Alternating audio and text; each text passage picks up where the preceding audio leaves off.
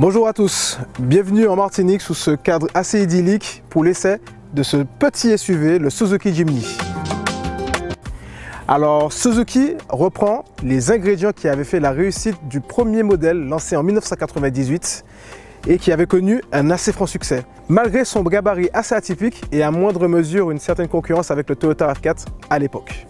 Il faut savoir, ce véhicule s'était écoulé depuis son lancement à un peu moins d'1 million d'exemplaires. Il a un passif assez glorieux. Alors avec son gabarit de 3,50 m de long et 1,60 m de large et avec son empattement de 2,25 m, nous faisons face au SUV le plus petit du marché. C'est un SUV micro-urbain. Il reprend un aspect assez cubique, ce qui renforce son côté aventurier, et quand on regarde assez bien, il nous rappelle en quelque sorte un mini Mercedes Classe G, voire même un mini Jeep Wrangler.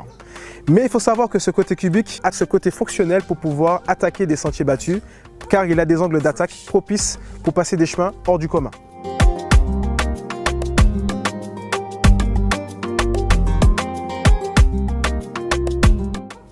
Donc au niveau de la face avant, on va retrouver les codes de la première génération, avec une calandre noir mat, avec les 5 ouvertures qui nous rappellent la première génération du Suzuki Jimny, juxtaposés des feux ronds et des clignotants qui sont sur le côté. Alors on va savoir qu'on a un pare-choc ici qui est en plastique, donc ce qui renforce ce côté assez aventurier.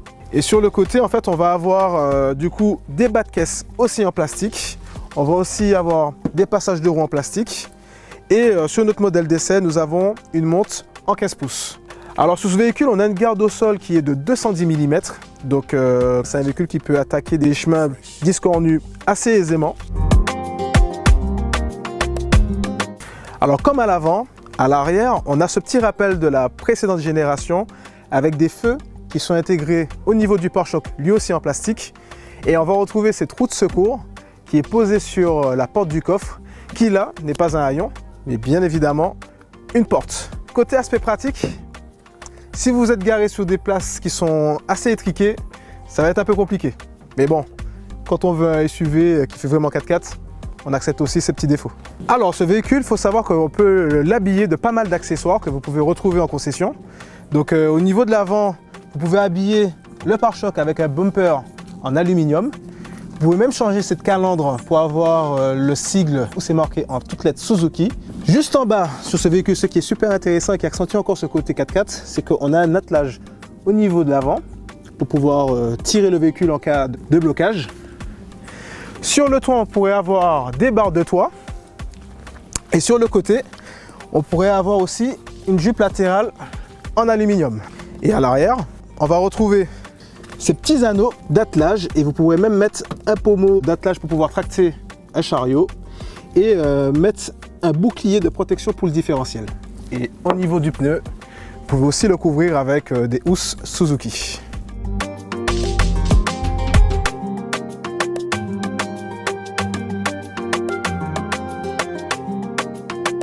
Côté motorisation, ce Suzuki Jimny embarque un moteur Elite 5 essence de 105 chevaux. Ce moteur est accouplé à une boîte manuelle à 5 rapports. Bien évidemment, vous avez la transmission 4 roues motrices.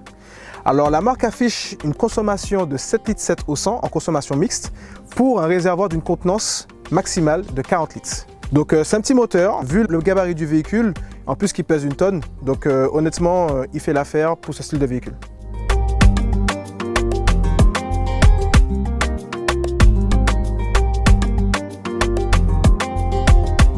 Alors à l'intérieur, on est plutôt bien installé. On a 2 sièges, comme vous pouvez le voir, plutôt confortables, avec une belle garde de toit, donc qui nous rappelle ce côté SUV. Ici, on a un modèle d'essai avec 2 places parce que Suzuki Martinique a décidé de vendre ce véhicule qu'en mode utilitaire.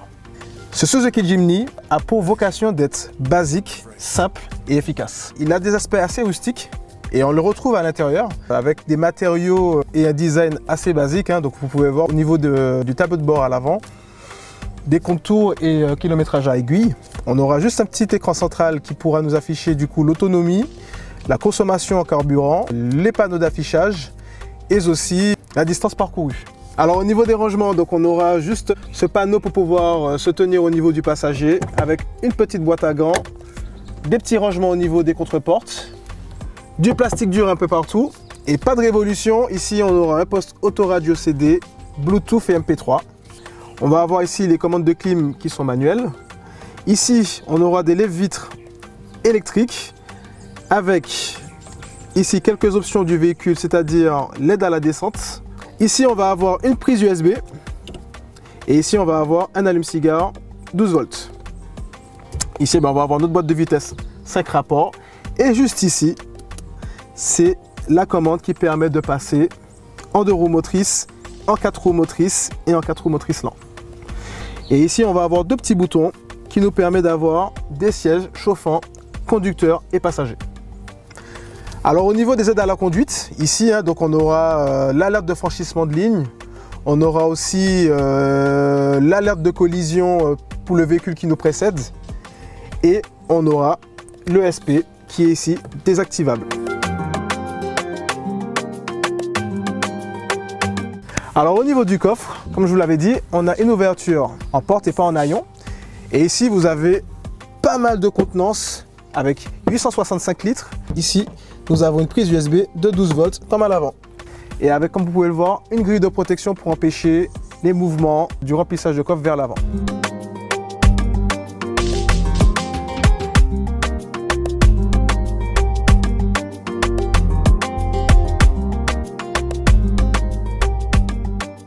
Alors sur la route, on ressent bien le moteur 1,5 litre essence de 105 chevaux qui a 130 Nm de couple. Donc en fait, il arrive vraiment à relancer ce véhicule qui pèse 1 tonne. Donc c'est un véhicule qui est assez léger quand même pour son gabarit. Et c'est largement suffisant pour la démographie de l'île. Alors c'est un véhicule qui a pas mal de mouvements de caisse, hein, ce qui est normal parce qu'il a un châssis à échelle avec un train arrière rigide. Donc c'est vraiment fait pour aller sur des sentiers battus, sur des chemins hors du commun. Mais sur la route, voilà, on a quand même une conduite assez sécurisante. Il tient bien la route.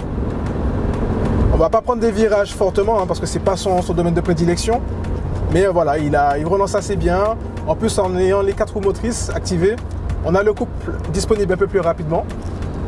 Même si en 2 roues motrices, on aurait une conduite un peu plus souple, un peu plus dynamique. Très bon point, je trouve, pour un véhicule assez haut perché et on se sent à l'aise dedans. Là, par exemple, sur route mouillée, avec les 4 roues motrices, on se sent un peu plus serein. Même si c'est un véhicule qui n'a pas vocation à avoir une conduite hyper sportive. De toute façon, c'est un 4x4. Et là, on se sent vraiment en sécurité, quoi. Il y a pas mal de bruit d'air, par contre, mais ça, c'est normal. Hein, c'est un véhicule typé utilitaire.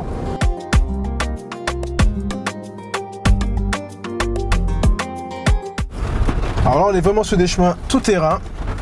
Et avec ce Suzuki Jimny qui dispose d'un angle d'attaque de 37 degrés, d'un empattement très court, d'une boîte de vitesse elle aussi courte, honnêtement, il est vraiment fait pour le tout terrain. Alors on peut le constater, on va passer dans pas mal de passages boueux et avec des grosses flaques. Rien ne l'arrête.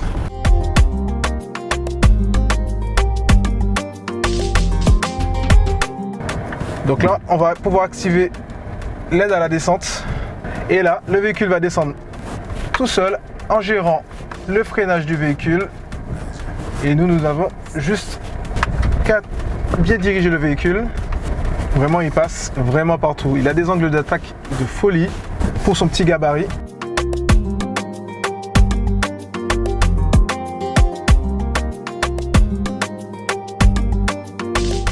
Alors pour conclure, cette Suzuki Jimny se montre très attachante et très enthousiaste à conduire. Elle fait tourner les têtes, pour être honnête. Si vous voulez un véhicule qui se démarque de tout ce qui se trouve dans le monde automobile aujourd'hui et qui ressemble à un mini Mercedes Classe G ou un mini Wrangler, ce véhicule est fait pour vous. Vous n'allez pas passer inaperçu. C'est un véhicule qui s'affiche aujourd'hui à 24 000 € dans cette configuration actuelle. Alors moi je vais lui donner une note de 3 sur 5. Pourquoi?